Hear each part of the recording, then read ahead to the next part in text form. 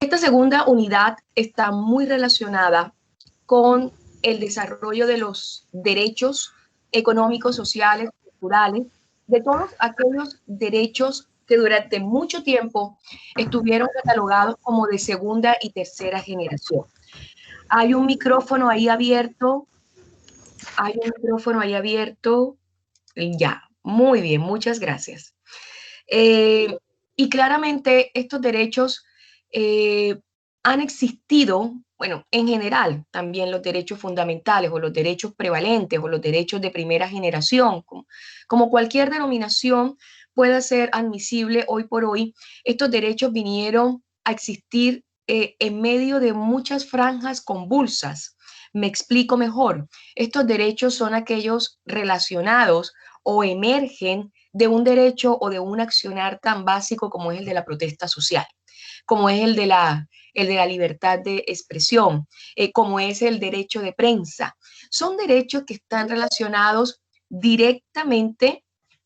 A ver, ¿qué pasó acá?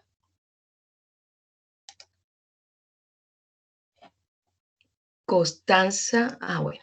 Bueno, son derechos que están directamente relacionados, digamos, con el área social del ser humano. Los otros están relacionados directamente, los derechos humanos, con el área esencia del ser humano. O sea, el derecho del ser humano, él lo arrastra consigo mismo. Pues bien, estos están alrededor, están paralelos, ¿ya? Que también están acompañándolo, pero de una manera distinta. E igual, si nosotros hacemos, yo el jueves tuve una conferencia y me hicieron una pregunta que calzaba justo y me decían, si usted tuviera que hacer una distinción, porque la conferencia era en torno al derecho de la salud y el derecho de la salud durante muchísimo tiempo estuvo en el plano de los derechos de segunda generación, es decir, un derecho social. Si usted tuviera la posibilidad de ponderar entre el derecho de la migración y el derecho de la salud, ¿cuál es más importante? Uno no lo puede hacer. Por el contrario, la ponderación que se hace es de complemento. ¿Por qué razón? Porque estamos hablando de un derecho a la libre circulación que hace parte de la esencialidad del ser humano y estamos hablando del complemento de un derecho social que también viene a complementar la vida del ser humano. Por ende, sin salud no tenemos vida, sin salud no tenemos la posibilidad de tener un tratamiento, sin salud no tenemos la posibilidad de movilizarnos de un sitio a otro, porque obviamente no están las condiciones físicas e inclusive mentales. Entonces, el derecho de la salud, por el contrario, viene a ser el gran epicentro en el cual, en este caso, fundamentalmente, se mueve u orbita la migración. Eso como para hacer una pequeña introducción y darle, por supuesto, cabida a lo que nos concierne el día de hoy. Hoy vamos a ver el principal instrumento que nos atañe para la materialización de los derechos económicos, sociales, culturales, o mejor aún, de los derechos civiles y políticos, porque primeramente existió el Pacto Internacional de los Derechos Civiles y Políticos y a posteriori se generó el Pacto Internacional de los Derechos Económicos, Sociales y Culturales. La idea es que esta sesión se divida en dos. ¿En qué sentido? Vamos a ver hoy, digamos, la conceptualización teórica, valga la redundancia, aunque suene un poco en suma, y la próxima semana o el próximo sábado vamos a ver cómo estos derechos civiles, políticos, económicos, sociales, culturales, son afectados por aquellos sistemas políticos, en el caso de una dictadura, y cuáles son, por supuesto, las consecuencias de esas acciones y cómo se han manejado durante las décadas anteriores. Porque siempre hablamos, es que se violaron los derechos humanos. Y claro, en los derechos humanos está todo este paquete, pero indiscutiblemente nosotros como academia hay que hacer la distinción del caso para también poder tener el alcance de cuáles son aquellos mecanismos, dando a puertas de un plebiscito constitucional, incorporar, visualizar cuáles son los mecanismos que pudiesen también optimizar estos derechos económicos, sociales, culturales o también derechos civiles y políticos. Perdón, y, no es o, y derechos civiles y políticos, que todos son de distinta connotación. Bueno, en fin, entonces demos cabida. Bueno, este es un libro que yo suelo recomendar, pero pues hay muchos, inclusive también hay uno reciente que descubrí, de Fernando Atria, que también les coloqué un paper, les colgué un paper en la plataforma virtual sobre la existencia de los derechos sociales en Chile. Me pareció muy interesante, muy cortito, muy puntual. Pero este es un libro, esto solo como para referencia, el Pacto Internacional de los Derechos Civiles y la jurisprudencia del Comité de Derechos Humanos, siendo el órgano consultor adscrito y que fue protagonista para la conformación o para la confección del Pacto Internacional de los Derechos Humanos, y que claramente este Comité de Derechos Humanos prevalece bajo el alero de la ONU o del Organismo de las Naciones Unidas. Específicamente trabaja o mancomunadamente trabaja con las oficinas de la Alta Comisionada para las Naciones Unidas en cuanto a los derechos humanos. Eso como para hacer esa precisión. Y entremos en materia, que realmente casi siempre es qué es, cuáles son las características, cuáles son los principios y cómo opera esa figura. Creo que son las 4 preguntas que siempre nos podemos hacer cuando vamos a estudiar un tema. El concepto, pueden haber muchos. Yo lo he extraído de Héctor Fernández, mexicano, proveniente del profesor de Derecho Internacional Público de la Universidad Autónoma de México. También pertenece a la Universidad de West California, como para también dar ese referente bibliográfico, a efectos de que ustedes también puedan googlearlo y puedan ver otras autorías, otras reproducciones de Héctor Fernández, ¿ya? En este caso puntual, como les digo, hay muchas definiciones, pero uno siempre se matricula con una. Igual, cualquier otra también es plausible, porque esta es una denominación común, que es el Pacto Internacional de los Derechos Civiles y Políticos. Es un documento, así como también lo fue la DUDH, la Declaración Universal de los Derechos Humanos, del que probablemente has oído hablar en más de una ocasión, así de sencillo. Sin embargo, casi nadie sabe con exactitud cuál es su función, en qué contexto se originó y qué beneficios supone en determinados contextos o coyunturas como tal. Entonces, ahí en esta oportunidad quise hacer como un abrebocas y dejar un poco el concepto en stand-by, y a posteriori, por supuesto, con él vamos a intentar cerrar para que ustedes también vayan haciéndose una idea.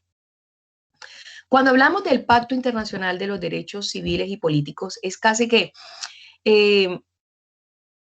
ilógico no remontarnos o no trasladarnos a la conformación de la Declaración Universal de los Derechos Humanos en el año de 1948. ¿Por qué razón? Porque la Declaración Universal de los Derechos Humanos fue el primer paso que dio lugar a una serie de reconocimientos, a una serie de principios inherentes a la condición humana. Recuerden ustedes que la declaración de por sí no tuvo tanta fuerza vinculante. Posteriormente, de hecho, su fuerza vinculante se traslada o se expande al Pacto Internacional de los Derechos Civiles y Políticos, que solo hasta el año de 1966, después de 1948, por supuesto, vino a tener como esta suerte de vigencia e impulso. ¿Por qué? Porque la Declaración Universal era una declaración. Las declaraciones, que también lo vamos a ver un poco más adelante, pero la idea es seguirnos con el contenido programático, hacer estas distinciones entre declaraciones, pactos, convenciones, que en sí todas tienen la calidad de reconocer y de llegar a consenso, porque en materia de derecho internacional público, que es la base de los derechos humanos, entre otras bases, el consenso, la voluntad es imprescindible. Entonces, la Declaración Universal de Derechos Humanos vino a ser como la antesala para la conformación del Pacto Internacional de los Derechos Civiles y Políticos. A partir de ese momento, se han generado una suerte de pactos, convenciones que han venido complementando la misma. Los países que votaron y que de una u otra manera dieron cabida para la exposición de estos principios se relacionan directamente también con la conformación del Pacto Internacional de los Derechos Civiles y Políticos.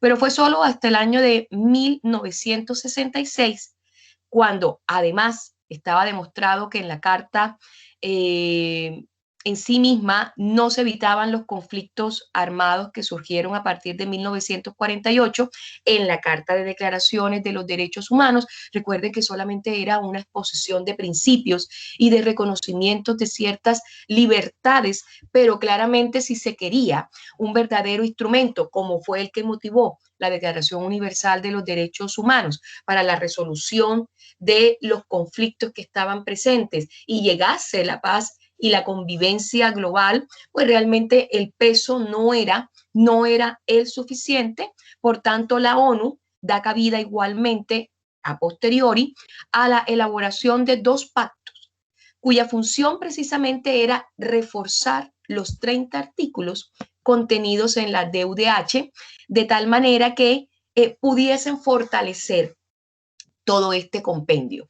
Muchas veces, y para muchos autores, sobre todo para Fernando Atria, para Santiago Benadaba, que también es un internacionalista de la Universidad de Chile. Bueno, recientemente también tuve la posibilidad de leer a un profesor que indiscutiblemente reconozco que me lo habían mencionado y como que nunca me había tomado el tiempo de de leerlo, de percibirlo, y él se llama Hugo Llanos Mancilla, de la Universidad Central de Chile. Y sobre todo ahorita, para aquellos que están investigando sobre el cambio climático, si estiman, espero de verdad, yo soy de las que anoto en mi agenda e intento cumplir con todo lo comentado, les voy a enviar un paper que descubrí de él en materia, él estaba hablando de la globalización y el cambio climático como una vulneración de los derechos humanos en pleno siglo XXI. Así que puede ser, digamos, un buen complemento para el trabajo que ustedes van a presentar. Sí, Para, profe, mándemelo a mí, yo estoy haciendo ese trabajo. perfecto, muchas gracias. Sí, Entonces, igual había leído algo de eso de que eh, la vulneración por el motivo del cambio climático ha sido vulnerado en bastantes países y a así muchas es, personas. así es, Sergio. Sergio, yo quiero que a ustedes les quede claro de esta cátedra, y es que los derechos humanos están relacionados con todas las aristas de la vida estatal de cualquier estado, aunque suene un poco redundante, de las vidas interinstitucionales de cualquier estado. ¿Por qué razón? Porque el cambio climático, yo pudiese colocarte en este momento un ejemplo. El cambio climático es uno de los factores gatillantes y va a seguir activándose en la medida en que tengamos esta displicencia para con el medio ambiente y en que ponderemos más la economía a la protección de un ecosistema. No va a ser objeto de discusión del día de hoy, pero ojalá de verdad los tiempos, yo espero que sea así, porque todavía tenemos un camino que recorrer con el tiempo, y podamos discutir en algún momento lo que sucede con la isla Guafo.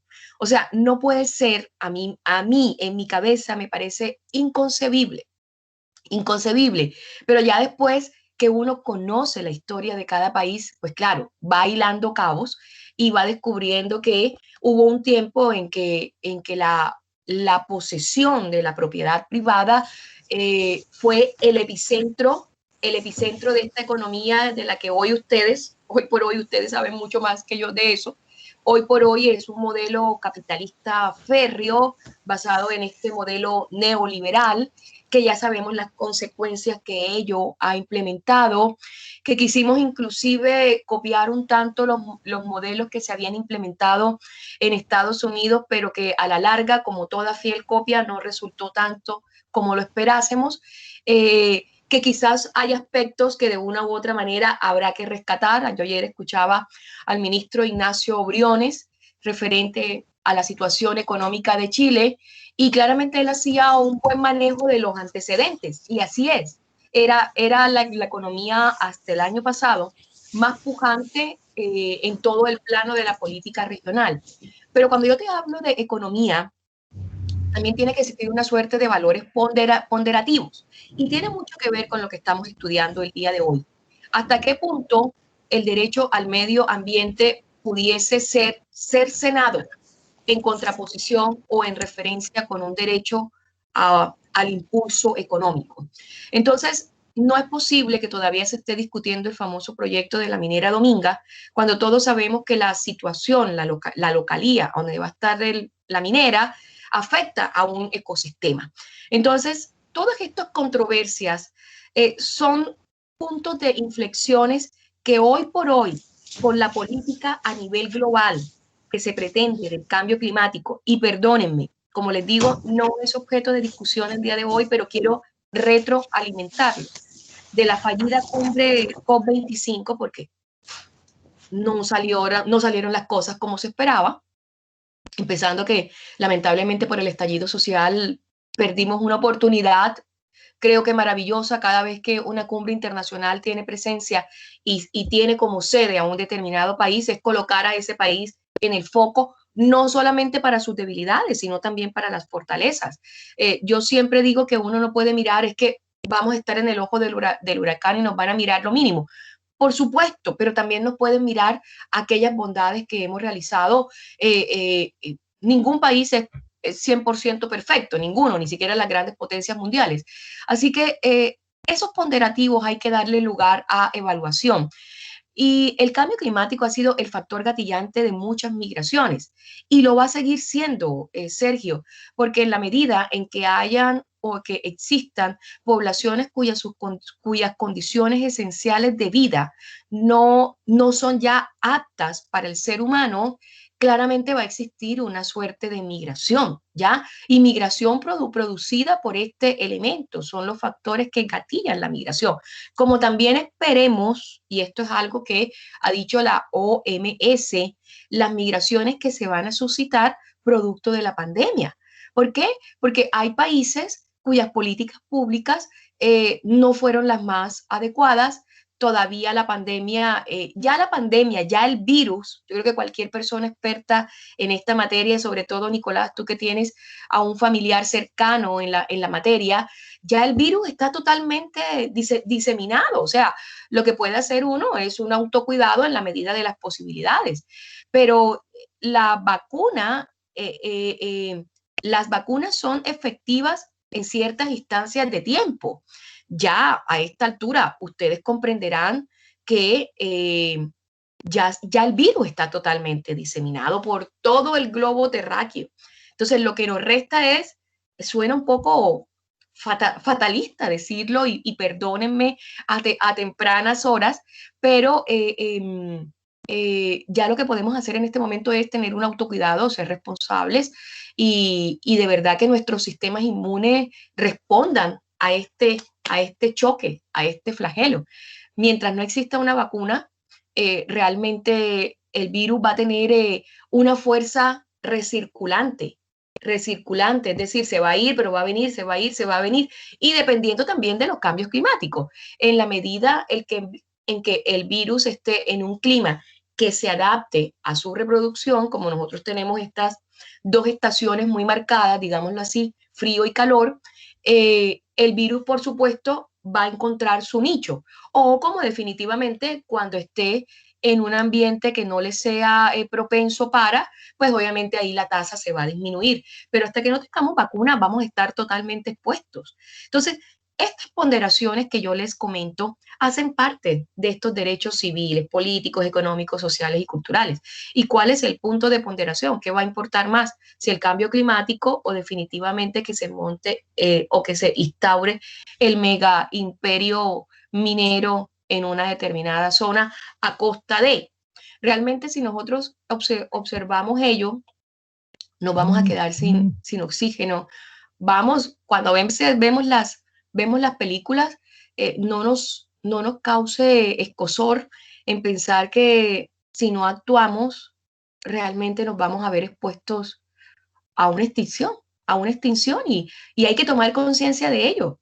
Por eso yo creo que con todo y lo que han dicho, que solamente se podían ejercer acciones hasta hace 5 años atrás, no, yo creo que siempre hay tiempo y siempre van a validarse las acciones positivas que se realicen en pro y para de la protección del cambio climático. Pero claramente atentar contra el cambio climático es atentar directamente contra los derechos humanos de las poblaciones o de las personas. Así que bueno, eso como para un break y no dejarlo en el tintero, no dejarlo pasar. Entonces, bueno, el Pacto Internacional de los Derechos Civiles y Políticos, así también como el Pacto de los Derechos Económicos, Sociales y Culturales, claramente vino a conformar este compendio o este compilado en suma con la DUDH para un verdadero bloque que normativamente protegiese todos los derechos humanos y derechos civiles, políticos, económicos, sociales y culturales. Por tanto, esta fue la última etapa, antes ay, se me fue, ya, bueno, en algún momento me llegará la inspiración. El Pacto Internacional de los Derechos, iba a decir algo en relación con la Carta Universal de los Derechos Humanos, pero bueno, el Pacto Internacional de los Derechos Civiles y Políticos vino, ya lo he dicho, este bloque integrativo junto con la Declaración Universal y que de una u otra manera también vino a conformar las obligaciones positivas para los estados vinculantes. De tal manera que reforzáramos, reforzáramos este compendio normativo como tal. Lo que se buscaba para la época era establecer un verdadero sistema de protección en cuanto a las personas en relación con toda naturaleza o con cualquier clase de derechos fundamentales como tal. Y lo que se buscaba también con la conformación de estos dos pactos, así como ya se ha reiterado, era la conformación de numerosas reglas que de una u otra manera establecieran los parámetros de su propia ejecución. Pero claramente el Pacto Internacional de los Derechos Civiles y Políticos vino a ser la mejor herramienta o la herramienta más útil, mucho más útil inclusive que la DUDH, porque claramente vino a ser la base de muchas constituciones en el mundo como tal en materia de derechos civiles, políticos, económicos, sociales y culturales, puesto que a nivel global, para la época del año de 1966, era muy neófita o muy nueva la materia que concernía a los derechos económicos, sociales y culturales. Los derechos estaban ahí, pero todo el tiempo se hablaban era de derechos humanos o de derechos fundamentales como tal. Señores, hay un micrófono que está abierto que hace como una suerte de interferencia. La realidad es que el Pacto Internacional de los Derechos Civiles y Políticos representó o se gestó, como ya lo había comentado, en un periodo muy turbulento en la política internacional. De tal manera que al existirse ya este preámbulo de la Declaración Universal de los Derechos Humanos, a donde tuvo protagonismo Eleanor Roosevelt, no era suficiente, ya era de por sí casi intentar sanear las heridas que se habían producido por las guerras mundiales, y que aún teniendo el texto, la Declaración Universal de los Derechos Humanos, como que no era suficiente. Entonces, por ende, las verdaderas obligaciones vinculantes para los estados nacen con la construcción de estos dos pactos internacionales. Claro, pudiésemos decir, el fin de la Guerra Fría vino a marcar un punto muy importante hacia el consenso sobre la universalidad de los derechos consignados, por supuesto, en la DUDH o en la Declaración Universal de los Derechos Humanos, pero que de una u otra manera el Pacto Internacional de los Derechos Civiles y Políticos viene a cortar por la mitad esta declaración o esta transición y viene a revolucionar de una u otra manera con la incorporación de los derechos civiles y políticos para que sean un complemento de los derechos fundamentales. Los pactos, señores, siempre van a ser producto de un largo proceso de discusión, por supuesto, gestado en la Asamblea General de las Naciones Unidas, que es el órgano principal a donde se dan todos los tratados internacionales o todos los perdón, o todos los pactos, convenciones que necesitan ser validados para la protección de los derechos humanos. Y por supuesto, en este caso puntual no fue la excepción, que se comenzó con la redacción de la Declaración Universal de los Derechos Humanos y que por supuesto la adopción del Pacto Internacional de los Derechos Civiles y Políticos en el año de 1966 estuvo por supuesto acompañada por mecanismos, es decir, elementos, formas, órganos, empezando por las mismas Naciones Unidas, que dieran cabida a la materialización de los mismos, que dieran cabida, por supuesto, a que estos derechos contentivos no se quedaran simplemente, a mi pensar, en el papel como tal. Pero claramente, siendo una época muy convulsa, muy compleja, eh, este pacto solamente vino a ser ratificado 10 años después.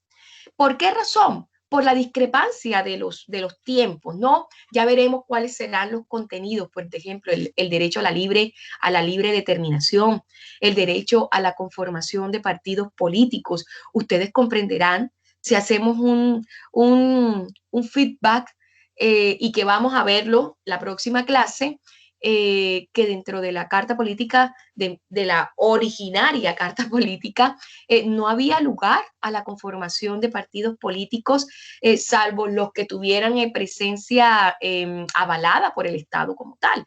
Es decir, esta multiplicidad o esta diversidad existente, como se predica, de lo que hoy pudiésemos llamar de las democracias, no existía. Entonces, así también como sucedió en Chile, también sucedió para estos tiempos. Decirle a una persona que usted tenía la posibilidad de ser libre en cuanto a criterio y en cuanto a pensamiento, decirle a una persona que ella puede colocarse en una esquina de cualquier vereda y decir yo avalo a tal persona porque es mi libertad de expresión. Yo lucho por mis ideales políticos, porque es la libertad que justamente el Pacto Internacional de los Derechos Civiles y Políticos dio cabida. Entonces, por ende, y de una época a donde ya habíamos salido de un conflicto cercenador por lo que se había acaecido con el holocausto nazi, no queríamos, por supuesto,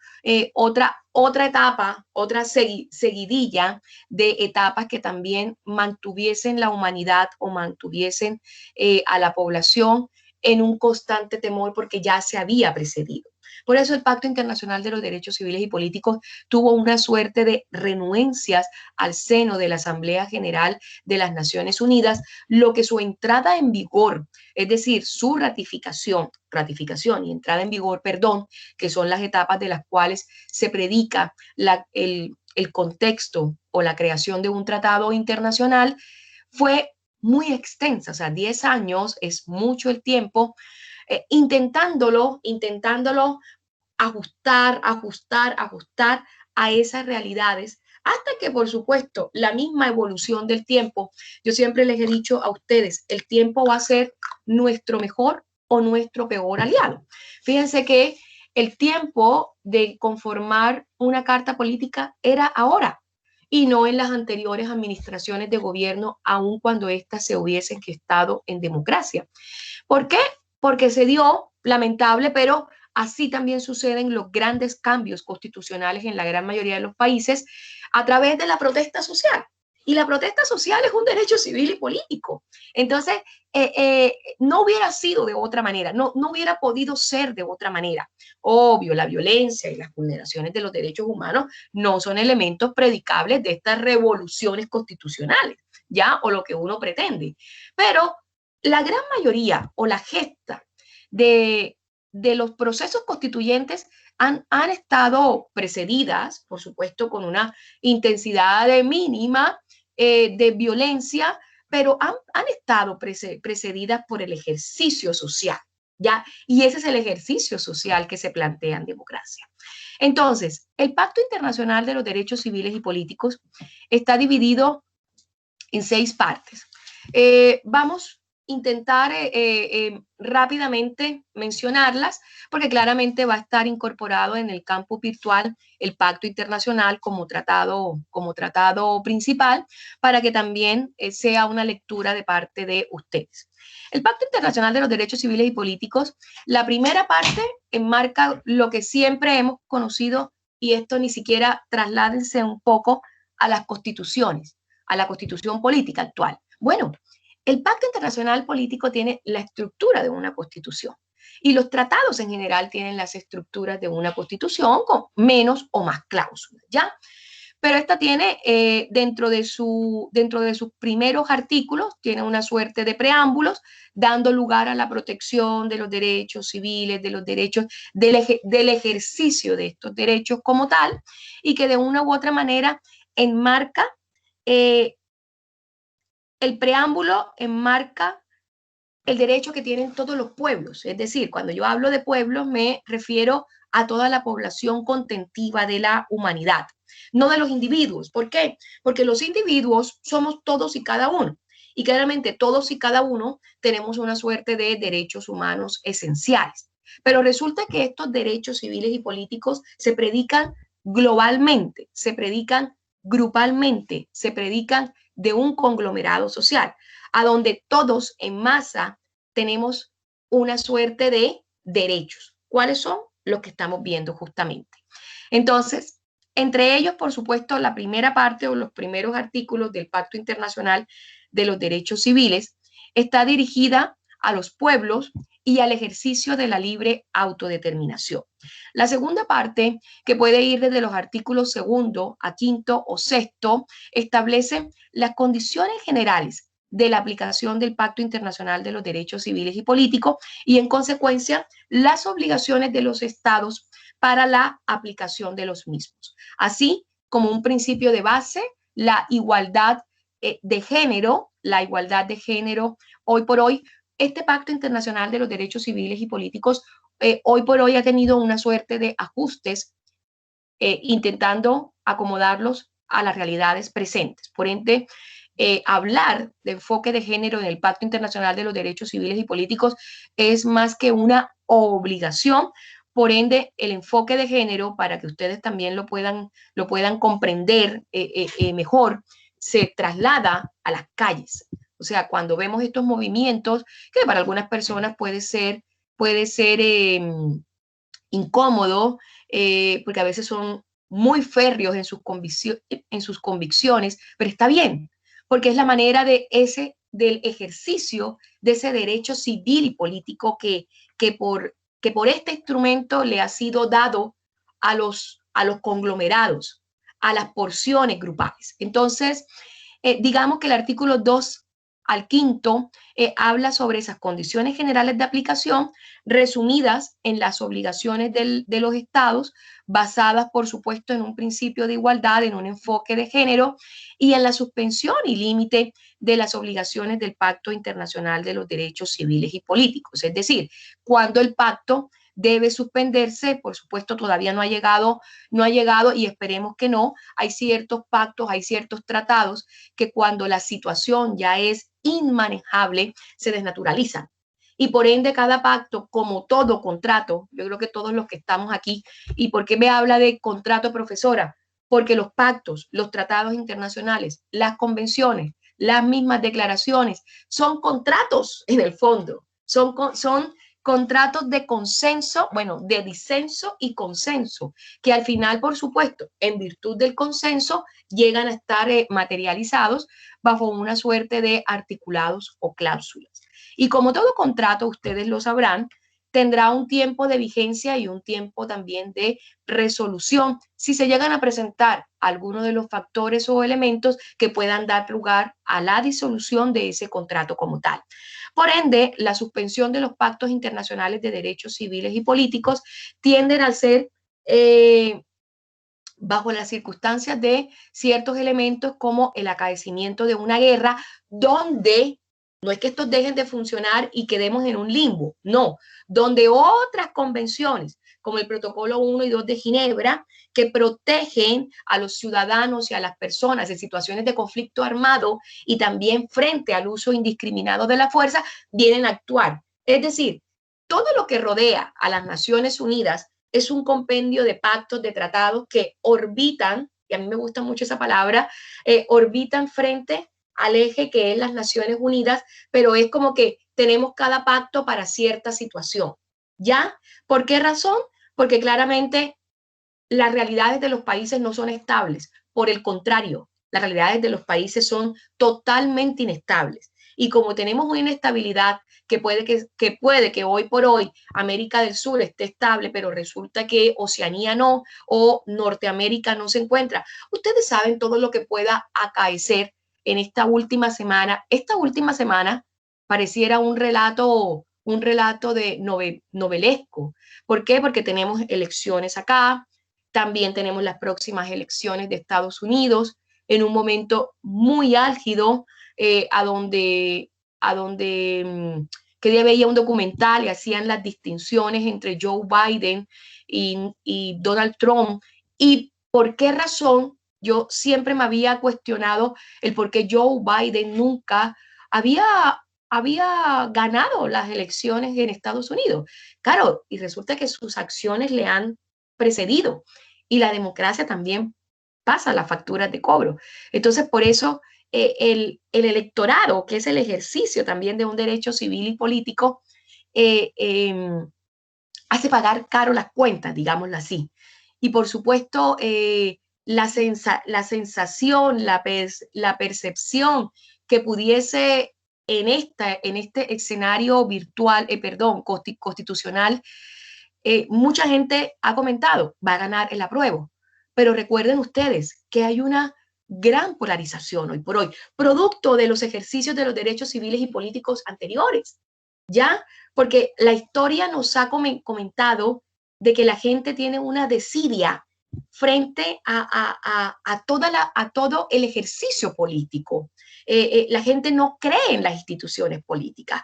Y eso va a ser el gran factor en contra que va a llevar a que mucha gente le dé lo mismo de si se aprueba o no una nueva constitución. Entonces, eso lamentablemente va a afectar notoriamente el proceso. Entonces, inclusive yo he escuchado y también apelo a este escenario que creo que es el adecuado para efectos de que el ejercicio de los derechos civiles y políticos a través de las franjas ha sido muy débil y por el contrario ha generado una suerte de confusiones en el ejercicio de estos derechos civiles, que claramente, reitero, va a afectar la democracia. Lamentable. Cuéntenme. Sí, mire, yo creo que en virtud de lo que estamos viviendo, y usted bien lo dijo, tenemos elecciones, hay un proceso en Perú, en Bolivia este fin de semana En también. Bolivia, muy bien, exacto, sí. Yo sé que me hacía falta un país, Bolivia, claro. Nosotros el próximo fin de semana, y usted lo ha dicho, el tema de la franja, yo la he visto poco, pero la he visto. Sí, igual. Analizándola, evidentemente hay un concepto de que hoy en día justo lo que está usted hablando de los derechos políticos y sociales, cuando usted lo manifiesta y elevado a la calidad de derechos humanos, Sí, es se muy entiende que bien. en la sociedad hay una conciencia de que ya valen lo mismo. Es decir, es lo que ha transmitido la franja.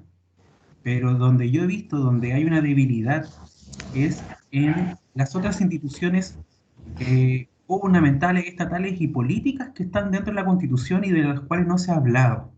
Porque a veces no solamente la Constitución son derechos, sino que también son instituciones y son Muy bien. también principios. Entonces, Así es. frente a eso, yo creo que ahí tenemos una escasez de debate, porque, por ejemplo, un atentado contra los derechos, por ejemplo, de los consumidores fue que el Tribunal Constitucional declaró inconstitucional que el CERNAC tuviese atribuciones de fiscalización. Exactamente. Desnaturalizaron el CERNAC, Exacto. que ha sido una de las grandes controversias. Yo se los mencionaba a ustedes en alguna oportunidad, yo tengo un colega que está trabajando ahorita en la Santo Tomás, se llama el profesor Jorge Villalón, Y él es un férreo defensor del CERNAC por su experticia, por supuesto, en el área del derecho comercial. Y claro, dejar a un organismo casi que siendo títere del sistema, hubiera sido mejor no existir. Hubiera sido Exacto, mejor no existir. exacto. Y lo otro, profe, es que en base a lo mismo, por ejemplo, hablamos de Tribunal Constitucional, muchos han dicho, bueno, ¿qué pasa con el Congreso? ¿Tenemos que hacer un Congreso unicameral o bicameral? ¿O qué pasa con la atribución del presidente de la República? Eh, ¿Podemos entrar a hablar de un debate de, podemos tener un sistema mixto o un sistema europeo en que coartar un poco el hiperpresidencialismo que tenemos en Chile? Porque eso también no hay una figura de control entre los actos de gobierno con los actos del Estado, entonces pasa a ser lo mismo, y hoy en día desvirtuado de que, por ejemplo, un órgano del Estado, que es una de las Fuerzas Armadas, que es Carabinero, hace casi lo que quiere porque tiene el gobierno de la mano, es decir, casi conjunto, y como aporte, que lo leí anoche, hay un reconocimiento de instituciones, y eso es lo que me gusta, que yo creo que usted cuando lo dijo, cuando estudiamos los principios de universalidad y de que los derechos humanos están en todo el mundo y orbitan, como usted lo decía, en cuanto a en los países, son como satélites que van... Son como satélites, muy bien, así es. Y es lo que pasó con dos parlamentarias suecas que están presentando una moción de firma de carácter internacional para llevar al presidente Piñera a la Corte Penal Internacional por violación de los derechos Wow, humanos. wow. Esa Y es una chiva, es una noticia nueva. Yo no la conocía, te soy sí, honesta, no la conocía, no la sí, conocía. hay un Ya, proceso de recolección de firmas en Suecia iniciado por dos parlamentarias suecas que provienen de, en este caso, de organizaciones de refugiados políticos que escaparon en la dictadura. claro. Y y viendo la situación que está pasando en Chile, más los hechos que han acontecido previo ahora, que ayer salió el informe de Amnistía Internacional, donde se Sí. revelan las más de 2000 violaciones a los derechos humanos desde el 18 de octubre hasta la fecha, presentaron una moción que están juntando firma a nivel internacional para llevar a Sebastián Piñera a la Corte Penal Internacional por violación Wow. de los derechos humanos. Yo se había escuchado que existía esa posibilidad, pero también tengo que decirte, Nicolás, en su momento cuando hablemos sobre el sistema de protección de los derechos humanos que hace parte, sistema e instrumentos de protección, cuando te hablo de sistema me refiero exactamente a los órganos, CPI, Corte Interamericana, que digamos que son los que más resuenan, o Corte Internacional de Justicia también, que son los que más tienen presencia para la investigación y el juzgamiento de ex jefes de Estado, porque en este caso hay que esperar a que ellos pierdan su blindaje, o sea, cese. Bueno, puede también ser perdido por efectos de que, pero en el caso de Chile no opera de esa manera, porque aquí no hay revocatoria de mandato presidencial, que es una de las figuras de participación democrática que también deberían estar incorporadas en la próxima carta política.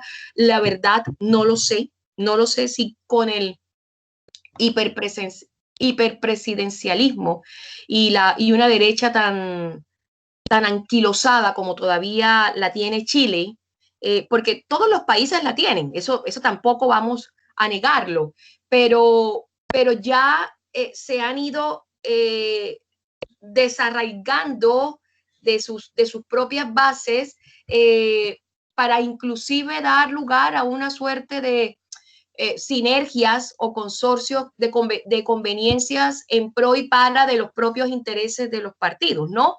Pero acá la derecha está muy anquilosada, muy bajo sus propias convicciones, donde todavía hay mucho sesgo frente a ciertos temas.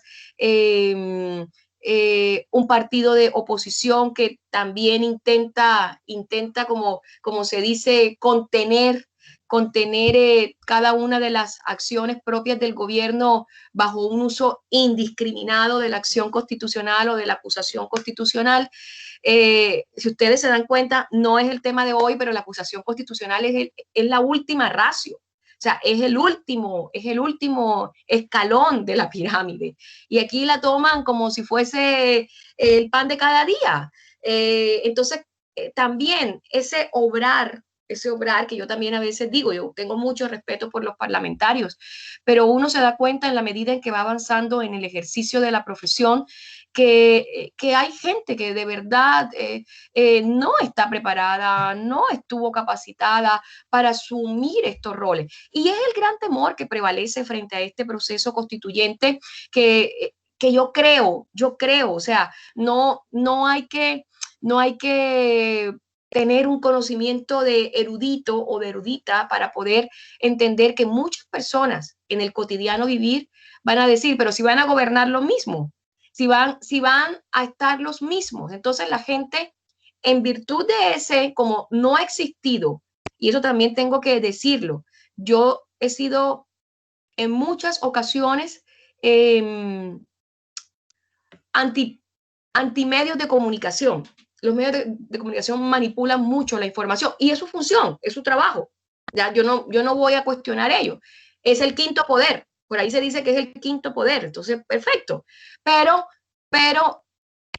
la debilidad publicitaria en el plano político ha sido tan evidente que de verdad, el mensaje del proceso constituyente y de lo que se pretende con una nueva constitución y de lo que se cuestiona de la existente, sobre todo en cuanto a su ejercicio.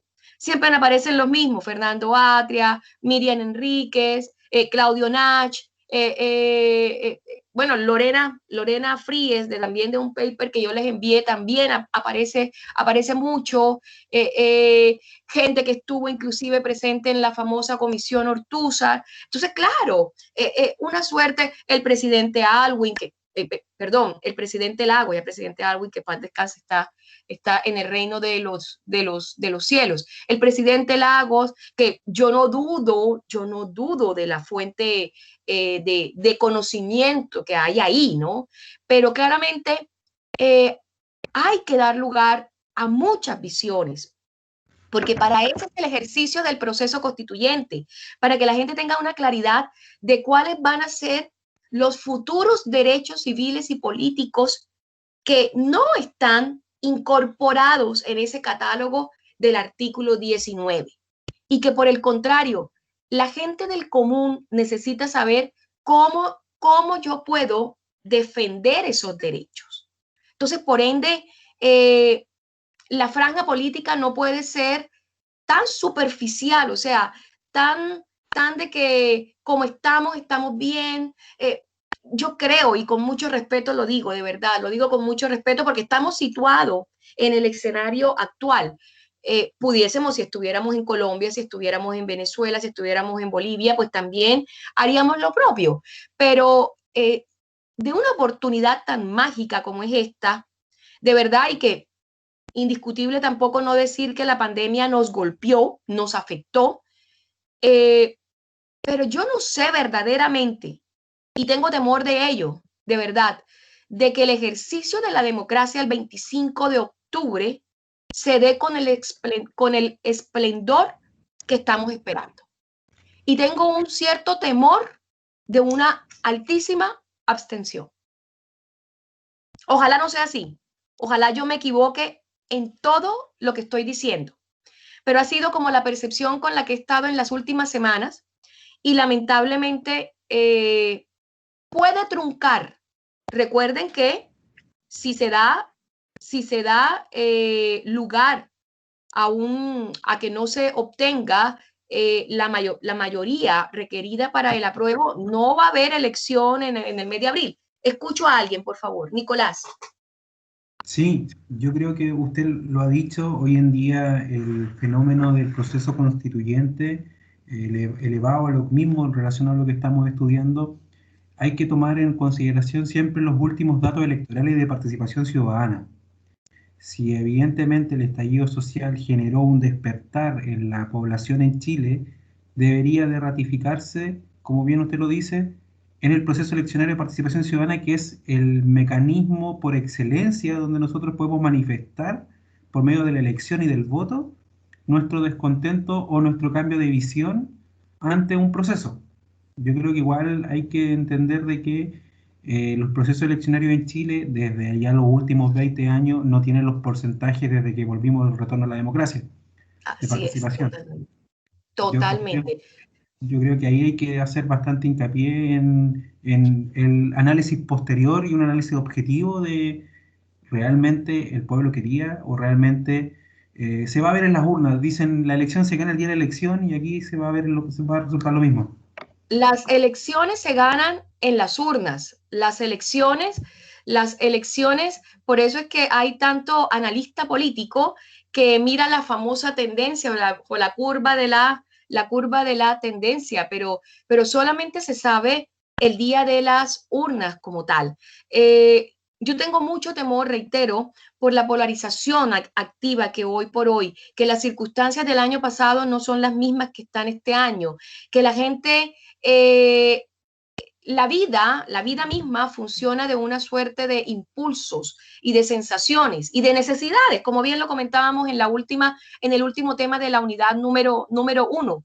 Y hoy por hoy esas necesidades cambiaron radicalmente. Tenemos gente que está sin trabajo, tenemos gente que está en la quiebra, tenemos gente que le tocó cancelar las colegiaturas de los niños, tenemos gente que está pensando en su propia vida y que por ende, a efectos de la polarización y de los escándalos, todos estos factores, el escándalo de Carabineros, el escándalo del río Mapocho, el escándalo de los dineros de Carabineros, la negligencia evidente del gobierno, la acusación constitucional de Mañalich, la acusación constitucional de Víctor Pérez, el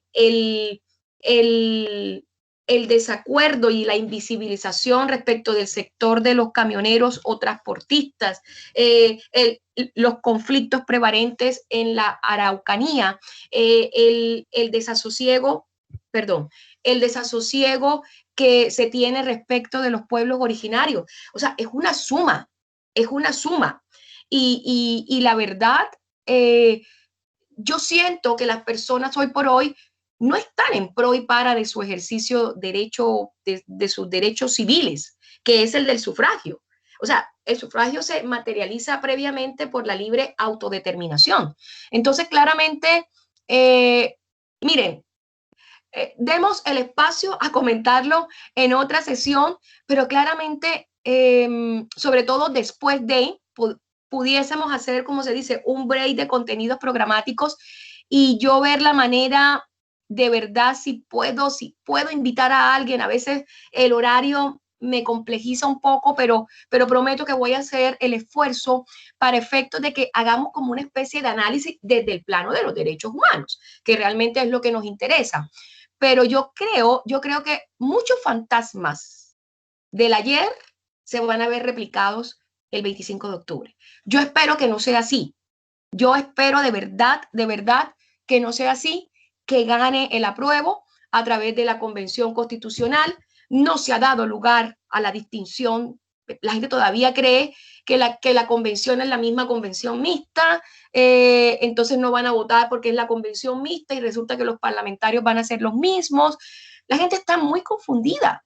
Tienen que tratar de llegar hasta el confín del último lugar de Chile, porque eso, de eso se alimenta un proceso constituyente. Así que, en fin, bueno, vamos a intentar terminar la parte de histórica, porque realmente esta diapo era muy corta, pero para efecto también de que podamos intentar cerrar el tema.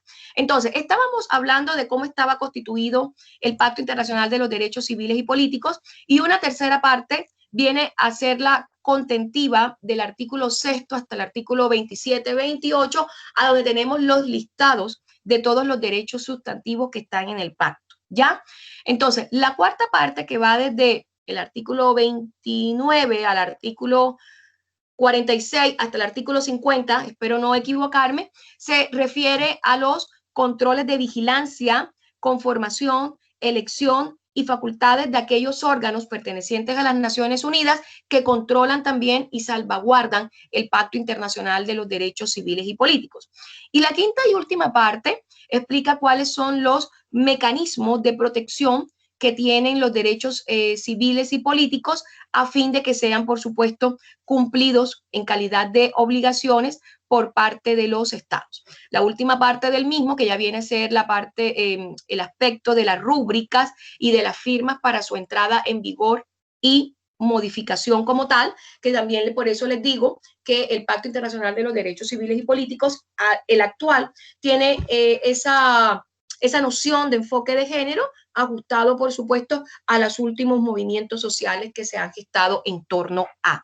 Entonces, ya para terminar el contexto histórico, en el año de 1963, que fue lo que precedió un poco a la conformación ya del Pacto Internacional de los Derechos Civiles y Políticos, se empieza a considerar la confección de este texto por parte de la Asamblea General de las Naciones Unidas mediante la resolución 2200A 21 en siglos romanos, en la cual se adoptaría por unanimidad con la suma de 106 votos el texto, porque tanto el Pacto Internacional de los Derechos Civiles y Políticos como el Pacto Internacional de los DECs, que es el Derecho Económico, Social y Cultural, se aprobaron conjuntamente, pero reitero, solo los mismos pudiesen entrar en vigor 10 años más tarde, con un par de meses de diferencia, y producto o propicio por las convulsas de los tiempos como tal.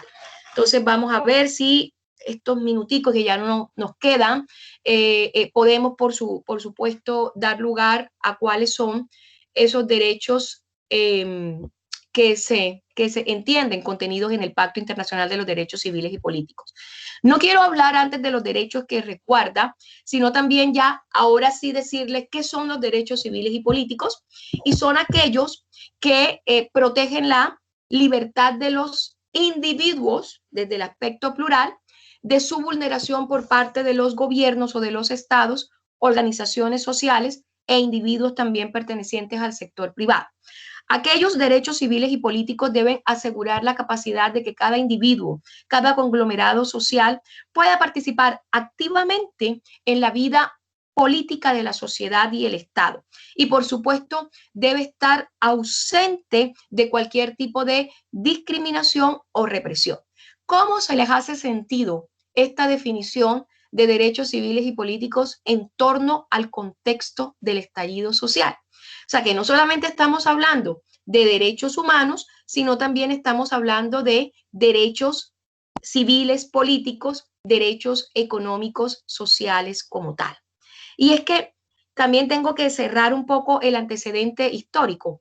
El Pacto Internacional de los Derechos Civiles y Políticos codifica las disposiciones de la Declaración Universal, de tal manera que la separación entre derechos civiles y políticos por un lado y los económicos y sociales y culturales por el otro es total y absolutamente complementaria con lo que precisa la Declaración Universal de los Derechos Humanos, de tal manera que las tres tienen una suerte de consorcio inevitable. ¿Por qué razón? Porque ellas tienen tres principios o tres grandes excepciones en las cuales se sustenta. ¿Cuáles son? La no discriminación, la libre determinación y la protección de las minorías. Cuán importante hoy por hoy lo que estamos diciendo que se pueda relacionar con nuestro contexto actual. Si ustedes se dan cuenta, dentro del listado que tenemos de los derechos civiles y políticos, la gran mayoría está enunciado desde lo negativo, ¿ya? Prohibir no matar, no robar, prohibido las torturas, prohibido quien discrimine. Entonces, todo está planteado desde un lenguaje negativo. Pero esto significa, es una forma de semántica de instruirle a los estados que en materia de derechos civiles y políticos tienen que dar cabida a cumplir lo que está preciso en el pacto como tal, y aún más a un accionar de no interferir con las libertades públicas de los sujetos, de tal manera que toda la materialización de estos derechos civiles, políticos, económicos, sociales y culturales encuentre un escenario para la plena satisfacción de los mismos. Por tanto, estos derechos lo que deben asegurar y garantizar es como siempre lo hemos dicho desde el punto de vista de los derechos humanos, la integridad física, mental de las personas, la protección, la salvaguarda de la vida misma, pero también dar lugar a ningún accionar que pueda discriminar el color, la orientación sexual, el pensamiento político, el pensamiento libertario, la libertad de opinión, la libertad de conciencia, la misma palabra, la libertad de prensa, la libertad de reunión, la libertad de asociación, la libertad de circulación. Entonces, los derechos políticos incluyen el derecho a una tutela judicial efectiva, el derecho al debido proceso, el derecho a un juicio imparcial, el derecho a una defensa, el derecho a solicitar un resarcimiento, el derecho a una compensación legal, el derecho a una indemnización civil, el derecho de participar políticamente en las sociedades, el derecho de ejercer un recurso de protección o a peticionar, el derecho al voto es un derecho civil y político. Entonces, por ende, claramente el proceso histórico de él, ya ustedes van comprendiendo por qué la convulsa, por qué tanto tiempo, 10 años, para que estos pudiesen entrar en vigor como tal. Los derechos que resguarda, inevitable no poder mencionar el derecho a la vida, porque en todo va a estar, o sea, es la base de. Pero vámonos a los que quizás nos puedan focalizar mejor de manera distinta a los derechos humanos. Prohibición de la tortura y los tratos crueles, inhumanos y degradantes, la prohibición de la esclavitud, el derecho a la seguridad de la persona, protección contra el arresto y la detención arbitraria en cualquier circunstancia, el derecho, a la equidad procesal, el derecho a la libertad de expresión, el derecho a la libertad de conciencia y religión, el derecho a elegir y ser elegido universalmente. Digamos que es como el listado principal. Aquí me hace falta el otro listado, que es el derecho de la libre autodeterminación como tal, en las cuales se funda uno de los máximos derechos civiles y políticos, el derecho a la libertad de circulación, que es el fundamento de la migración, el derecho de la propiedad también es un derecho civil y político que está fundamentado en un derecho económico, social y cultural, el derecho a la libertad religiosa, el derecho de la igualdad ante la ley, el derecho a las garantías de un debido proceso, ya lo había mencionado, el derecho de asociación, el derecho al sufragio, reitero, es una de las grandes materialidades de los derechos civiles y políticos, entre otros. El común denominador de estos derechos siempre va a consistir en limitar el poder del Estado con el propósito de resguardar la libertad de las personas y permitir que verdaderamente se den gobiernos basados en democracias, o lo que también se ha comentado, como lo decía en un momento, creo que el expresidente Evo Morales, el gobierno del pueblo. Bueno, trasladémoslo un poco al concepto de esa democracia directa. La pretensión de cualquier Estado de salvaguardar este tipo de derechos, básicamente no interfiriendo en el ejercicio de las libertades públicas y básicas, aunque exista un aparato público que garantice su ejercicio, ese aparato público también tiene una suerte de límites. ¿Ya? Bueno, señores, como siempre nos apremia el tiempo, y creo que nos quedan, porque esta diapo era cortita. Acá obviamente seguía, el pacto en situaciones de emergencia humanitaria, que son los derechos que de una u otra manera se afectan, sobre todo cuando tenemos conflictos de orden interestatal o conflictos de orden internacional. Obviamente hay países que por lo general son más focos, son más prevalentes, y claramente a donde en estos escenarios, aunque el pacto exista, aunque el pacto tenga vigencia, los estados están al margen del cumplimiento de los mismos, y por ende no hay lugar a la existencia de una suerte de garantías, es decir, de mecanismos que protejan los derechos civiles y políticos. Se reitera que el Pacto de los Derechos Civiles y Políticos es sin duda una de las valiosas herramientas, sobre todo frente a los abusos que sufren las libertades y otros derechos, y de tal manera que es el Estado quien definitivamente, frente a una protesta social, quien también es un ejercicio civil y político, debe dar lugar a su pleno desarrollo. y la presencia de la fuerza pública está para proteger esa protesta social, no para alterarla. Por supuesto, ustedes me dirán, profesora, pero eso no sucedió. Claro, yo les estoy hablando desde lo que debió ser y no fue, ¿ya? Desde lo que debió ser y no fue. Desde lo que definitivamente se predica del Pacto Internacional de los Derechos Civiles y Políticos. Aquí había, en lo que sigue, y esto les voy a pedir a fin de que podamos cerrar nuestros temas y no dejarlos quizás a veces como los solemos dejar un poco cortos, les pido y les solicito muy respetuosamente que den lugar a estas dos últimas diapos y por el contrario también dar lugar a estos dos links que Frontline Defenders es una página, se puede traducir, da la opción de la traducción al español. Si ustedes se dan cuenta, derechos civiles y políticos, a donde personas del plano global cuentan su propia experiencia desde sus países, cómo se han violado los derechos civiles y políticos. Por supuesto, ustedes van a hallar muchas coincidencias. El solo atentado a Charlie Hebdo, que fue la editorial, la prensa, la revista crítica que se gestaba en París y que en ese momento tenía una fuerte controversia por el contenido de sus líneas, ese atentado como tal es un atentado contra la libertad de prensa, la libertad de opinión, la libertad de expresión.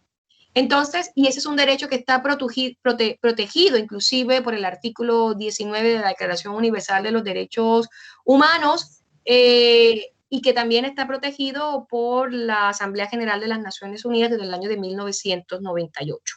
Entonces, además de ello, también les voy a referenciar una suerte de links que comparten nuestros docentes de la Universidad de Chile y Universidad de Concepción. Me encantan porque son capsulitas muy cortas, donde vemos también ejemplificado la protección de los derechos civiles, políticos, económicos, sociales y culturales. El derecho a la salud era un derecho de carácter social y por ende hoy por hoy es un derecho totalmente fundamental de primera generación por la connotación de aplicación que él implica.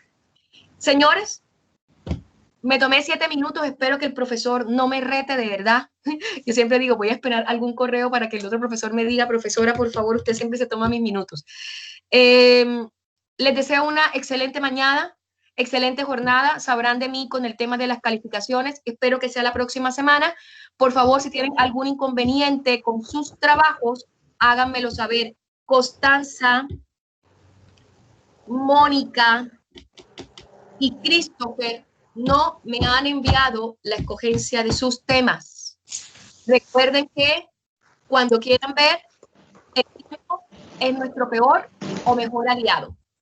Y las cosas con tiempo, las cosas que se preparan con tiempo, la experiencia dice que van a tener un buen producto o resultado. Así que no se dejen tomar el tiempo y esto lo replico. ¿Ya? Un abrazo para todos, un saludo, cuídense. Gracias, profesora. Gracias. Que tenga lindo fin de... A ustedes también. Bonita mañana, que les sea muy fructífera. Chao, chao. Igualmente para usted, profesora. Chao. Gracias. Adiós. Adiós.